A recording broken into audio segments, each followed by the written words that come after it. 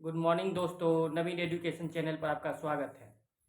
जो पहली बार हमारे वीडियो को देख रहे हैं वह कृपया चैनल को सब्सक्राइब कर दें, लाइक कर दें एवं शेयर कर दें।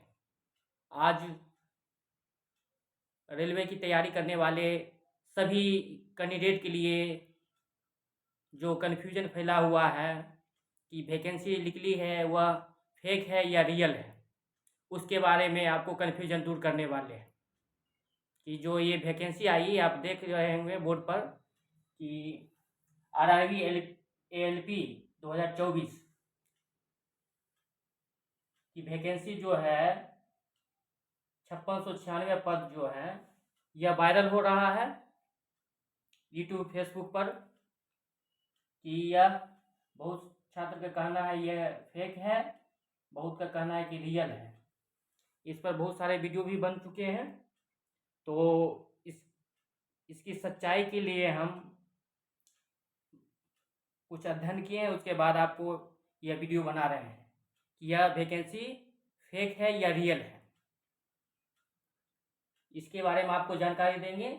दूसरा है अगर ये वैकेंसी रियल है तो यह वैकेंसी का रियल है तो इसका कारण क्या है, आधार क्या है रियल होने का।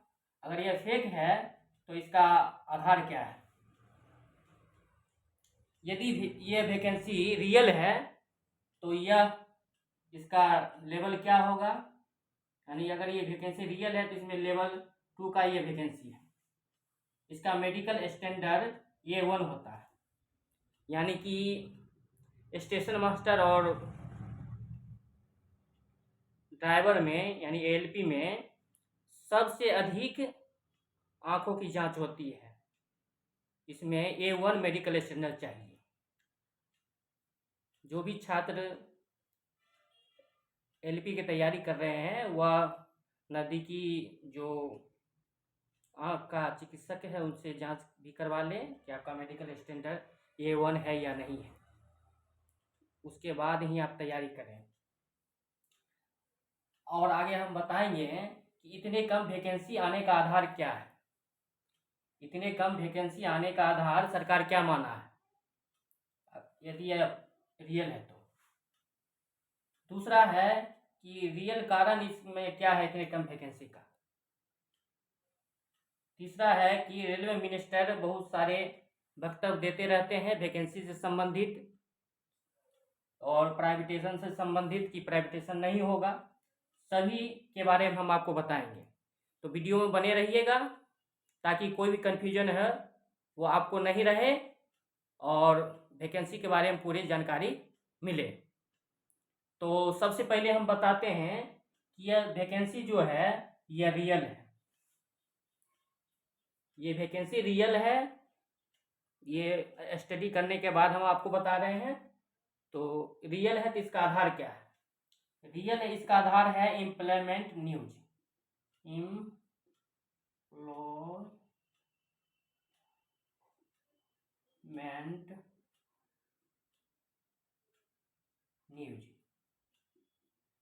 एम्प्लॉयमेंट न्यूज जो आती है, पहले एम्प्लॉयमेंट न्यूज ही आती थी, इतने सारे कंप्यूटर की व्यवस्था नहीं थी।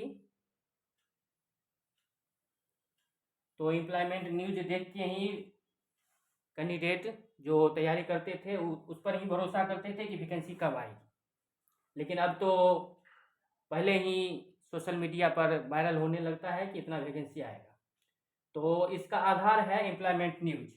अभी नोटिफिकेशन नहीं निकली है, अभी जो ये 5696 पद हैं उसका नोटिफिकेशन जारी नहीं किया गया है। आप वेबसाइट पर भी, रेलवे का वेबसाइट है उस पर भी आप जाकर देख सकते हैं, नोटिफिकेशन जारी नहीं किया गया है।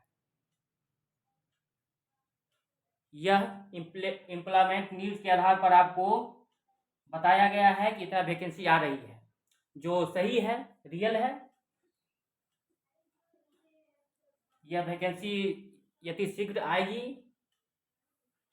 लेकिन यह वैकेंसी इतनी कम क्यों है, इसका आधार सरकार ने माना है कि इतने कम वैकेंसी का आधार है कि ग्रुप डी में जो ज्वाइन करते हैं उससे प्रमोशन के लिए जो जीडीसी का एग्ज़ाम होता है उससे पद भर लिया गया है, परंतु ऐसी ही कोई बात नहीं है। जीडीसी के माध्यम से बहुत कम सीट भरा जाता है। इसका अगर रियल कारण है तो प्राइवेटेशन, सरकार द्वारा लगातार रेलवे में भी प्राइवेटेशन का दौर जारी है। रेल मंत्री जो अश्विनी वैष्णव है, उन्होंने बहुत बार वक्तव्य दिए हैं कि हम कुछ भी हो जाए लेकिन रेल में प्राइवेटेशन नहीं करेंगे, परंतु हम लोग भी रेलवे एम्प्लॉय हैं, हम लोग वास्तविकता को देख रहे हैं कि 5,000 10,000 में प्राइवेट आदमी को रख लिया जाता है ताकि सरकार को 40,000 50,000 देने नहीं पड़े और उससे काम चलाया जाए। यानी कि जुगाड़ू टेक्नोलॉजी अपनाकर बेरोजगार को बेरोजगार ही रखा जा रहा है। तो इसके बारे में आप लोगों को सोचना है कि क्या करना है। हम जो सच्चाई है वो आपको बताने जा रहे हैं। तो ये कारण है सबसे कम वैकेंसी का।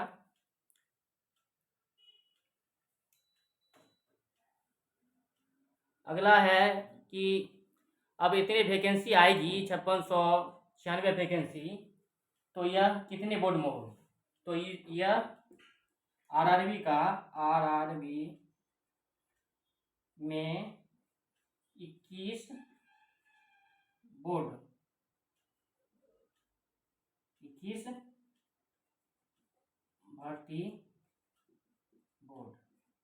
भर्ती बोर्ड है।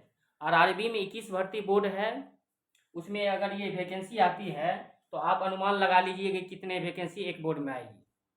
यानी कि वही 150 से 200 सीट आपको एक बोर्ड में मिलेगी और एक ही बोर्ड भरना है आपको। आप किसी एक बोर्ड में ही अप्लाई कर सकते हैं क्योंकि एक बार ही आवेदन होता है, ये कैंडिडेट को पता ही होगा। तो मात्र आप 150-200 सीट के लिए फाइट करेंगे, तो समझिए आपकी स्थिति क्या होगी। इस पर आपको गहनता से सोचना है। अगर नहीं सोचते हैं तो इसी तरह आप बेरोजगार रहेंगे, क्योंकि सरकार जो है मंदिर मस्जिद के नाम पर आपको उलझा रही है ताकि आप सही मुद्दे को नहीं उठा सके। तो यह हम किसी के खिलाफ नहीं है, मंदिर बने मस्जिद बने सब अच्छी बात है, लेकिन उसको मुद्दा बनाकर सरकार बेरोजगारी को दबाने की प्रयास कर रही है, जैसा हमको लगता है। अगर आप सजग नहीं रहिएगा तो इसी तरह वैकेंसी को कम किया जाएगा, प्राइवेट आदमी को भर लिया जाएगा। उसमें भी प्राइवेट आदमी को उसका जीवन स्तर बहुत कम किया जा रहा है, क्योंकि 5,000 10,000 में इस महंगाई के दौर में समझ रहे हैं कि क्या होने वाला है उसके बाल बच्चों का। तो यह अब है कि आप क्या करें।